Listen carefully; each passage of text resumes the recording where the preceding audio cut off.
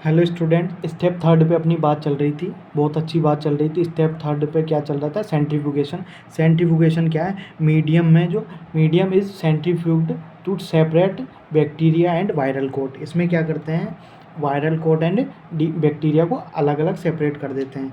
तो जो बैक्टीरिया हैं वो भारी होते हैं। क्या होते हैं? बैक्टीरिया जो होते हैं, जो टेस्ट ट्यूब में बैक्टीरिया जो होते हैं वो क्या होते हैं? भारी होते हैं। तो सेंट्रीफ्यूगेशन की मदद से उन बैक्टीरिया क्या होते हैं? नीचे बैठ जाते हैं। क्या होते हैं? नीचे बैठ जाते हैं। तो ये बैक्टीरिया जो होते हैं, ये दिख रहे होंगे, ये बैक्टीरिया टेस्ट ट्यूब में चल रहा था ना ये अपने, तो ये बैक्टीरिया नीचे बैठ गए। क्या हुआ? ये बैक्टीरिया जो है नीचे बैठ गए ना नीचे, ये बैठ गए। और जो हल्के पार्ट कौन से थे अपने पास? हल्के पार्ट थे, जो हल्का पार्ट था प्रोटीन कोट। इसमें लिखा है medium in centrifuged separate bacteria and viral coat. Bacteria और वायरल कोट को सेपरेट करने वाली एक प्रोसेस है स्टेप थर्ड, सेंट्रीफ्यूगेशन। ये बता दिया मैंने आपको। ये जो है ऊपर आ गए, क्या आ गए? सेपरेट कर दिया, इन दोनों को अलग अलग कर दिया। तो आपको पता है इसमें प्रोटीन कोट जो था, इसमें इधर भी सेम करते हैं, उधर भी सेम प्रोसेस करते हैं, इधर भी सेम प्रोसेस करते हैं। इसमें भी जो बैक्टीरिया हैं वो नीचे बैठ जाएंगे। बैक्टीरिया को नीचे बैठा दिया, क्योंकि ये भारी होते हैं इसलिए सेंट्रीफ्यूगेशन होता है तो नीचे बैठ जाते हैं। इनमें DNA radio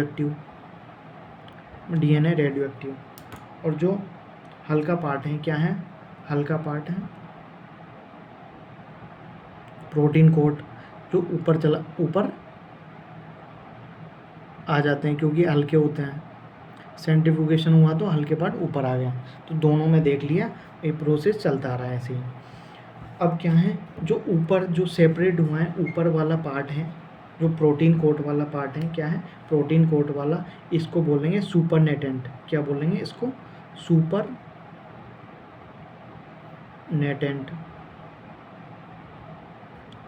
supernatant. Empty viral coat,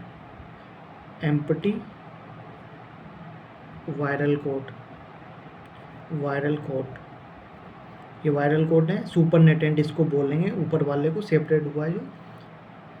इसमें ये क्या होते हैं? रेडियो एक्टिव होते हैं। इसमें क्या है? प्रोटीन कोट रेडियो एक्टिव है, तो सुपरनेटेंट वाला पार्ट क्या हो गया? रेडियो एक्टिव हो गया। रेडियो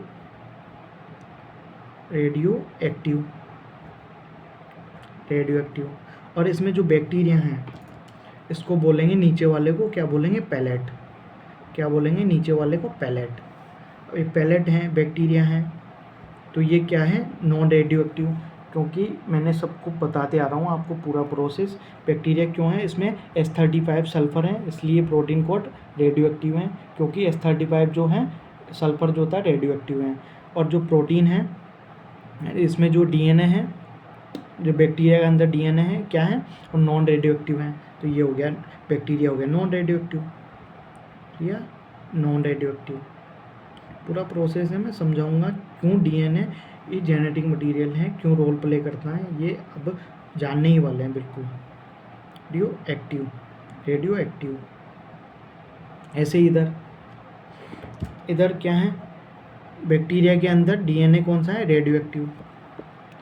बैक्टीरिया के अंदर जो डीएनए है, इसको पैलेट वाले पार्ट में जो डीएनए है बैक्टीरिया के अंदर, इसको पैलेट बोलेंगे। पैलेट। जो बैक्टीरिया हैं जो रेडियो एक्टिव हैं, क्योंकि इसमें डीएनए रेडियो एक्टिव था, क्योंकि फॉस्फोरस से बना है। अब फॉस्फोरस से बना है तो फॉस्फोरस कौन सा था? P32 फॉस्फोरस रेडियो एक्टिव होता है, उससे डीएनए बना है, तो ये डीएनए इसका रेडियो एक्टिव। और जो ये सुपरनेटेंट वाला पार्ट है, नेटेंट वाला empty viral coat, non radioactive है, NR से लिख दिया, नॉन रेडियो एक्टिव है। तो सारी प्रोसेस हो गई। अब यही समझते हैं कि डीएनए ही क्यों रेडियो एक्टिव था। तो आपने देखा होगा कि बैक्टीरिया में जब इन्फेक्शन करने आया बैक्टीरियोफेज, तो बैक्टीरियोफेज का कौन सा पार्ट है जो बैक्टीरिया के अंदर आया है? क्या आपको पता है कि बैक्टीरिया के अंदर कौन सा पार्ट क्या बैक्टीरियोफेज का है? T2 बैक्टीरियोफेज जो वायरस हैं, जो बैक्टीरिया पे इन्फेक्शन करने आया था, तो उसका कौन सा पार्ट है जो बैक्टीरिया के अंदर आया है? कौन सा पार्ट है? आपको दिख रहा होगा DNA है। बैक्टीरिया के अंदर कौन सा है? प्रोटीन थोड़ी है, प्रोटीन कोड तो बाहर रह गया। भले ही रेडियो एक्टिव प्रोटीन था, बट फिर भी वो बाहर रह गया। क्या रह गया? बाहर रह गया। और इसके अंदर क्या आ गया? क्या आ गया इसके अंदर? DNA आ गया। तो DNA ही तो जेनेटिक मटीरियल है, इसलिए वो अंदर आया, क्योंकि उसकी ज़रूरत थी। तो आपने देखा होगा कि जो अपन ने पूरी प्रोसेस की है, उसमें जो बैक्टीरियोफेज आया था इन्फेक्शन करने, उसका कौन सा पार्ट बैक्टीरिया के अंदर आया है? DNA आया है उस। तो DNA जेनेटिक मटीरियल है, इसलिए आया है। ऐसे ही दूसरा जो है, इसमें जो जो प्रोटीन कोड है नॉन रेडियो एक्टिव, वो बाहर रह चुका है। क्या रह गया? बाहर रह गया है प्रोटीन कोड। उसमें भी प्रोटीन कोड बाहर है, इसमें भी प्रोटीन कोड बाहर। क्यों? बैक्टीरिया के अंदर तो DNA आया ना, इसमें रेडियो एक्टिव DNA आ गया। क्या हो गया? इसमें रेडियो एक्टिव DNA अंदर आ गया, इसमें नॉन रेडियो एक्टिव आ गया। तो इसका मतलब जेनेटिक मटीरियल जो है वो DNA है, चाहे वो रेडियो एक्टिव हो चाहे नॉन रेडियो एक्टिव हो, कुछ भी हो, पर वो बैक्टीरिया के अंदर क्या आता है? DNA ही आ रहा है। क्या आ रहा है? DNA। बैक्टीरिया के अंदर प्रोटीन तो नहीं आया ना, भले रेडियो एक्टिव भी नहीं आया, नॉन रेडियो एक्टिव भी नहीं आया। और DNA है जो बैक्टीरिया के अंदर, DNA नॉन रेडियो एक्टिव आया है और रेडियो एक्टिव भी आया है। तो यही पता चल जाता है कि जो जेनेटिक मटीरियल क्या है, जेनेटिक मटीरियल का रोल कौन प्ले करता है। आपको पता है जो बैक्टीरिया फेज था, उसका प्रोटीन कोड किससे बना है? रेडियो एक्टिव S35 से बना था ना, तो बाहर रह चुका है वो प्रोटीन कोड। इसका प्रोटीन कोड भी बाहर रह चुका है। इसका जो DNA था रेडियो एक्टिव, किससे बना है? फॉस्फोरस 32 का, वो अंदर आ गया है। तो इसका मतलब पता चलता है बैक्टीरिया के अंदर तो DNA ही जा रहा है, जेनेटिक मटेरियल का रोल, क्योंकि DNA है जो ही तो गुणन कराया है, जो ही तो वृद्धि कराया है। DNA की वजह से तो वृद्धि हुई, मल्टीप्लिकेशन हुई, बहुत सारे बैक्टीरियोफेज बने। DNA से ही तो बने थे ना, आपने देखा था पहले ही प्रोसेस में कि DNA से ही बहुत सारे बैक्टीरियोफेज बने हैं। तो इसका मतलब DNA ही क्या है?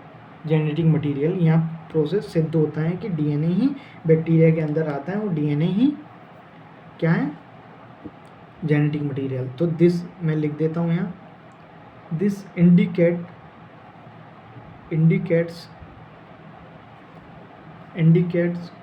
that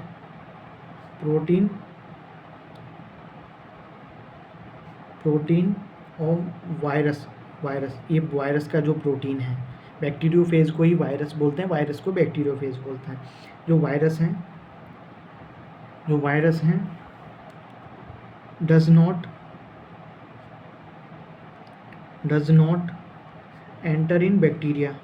ये बैक्टीरिया के अंदर डज नॉट एंटर है। प्रोटीन कोड ही तो लें, protein of virus does not enter. Virus का प्रोटीन डज इसके अंदर, बैक्टीरिया के अंदर एंटर नहीं हो, does not enter bacteria but DNA of virus का जो DNA था, ये वायरस का DNA नहीं आया था। ये दिखाता हूँ आपको, ये DNA है वायरस का जो एंटर कर गया है। तो क्या एंटर कर गया है? But DNA of virus enter bacteria. तो क्या हो गया कि बैक्टीरिया एंटर कर गया, इसका मतलब यही जेनेटिक मटेरियल। तो 10 दे लिख देते हैं, 10 दे प्रूव्ड दैट DNA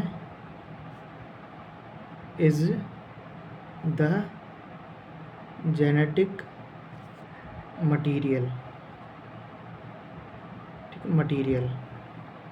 सिद्ध होता है कि DNA जेनेटिक मटेरियल है, वही बैक्टीरिया के अंदर आया है और उसकी वजह से ही मल्टीप्लिकेशन होती है, उसके वजह से ही बहुत सारे बैक्टीरियोफेज बनते हैं और DNA बैक्टीरिया में इन्फेक्शन फैलता है।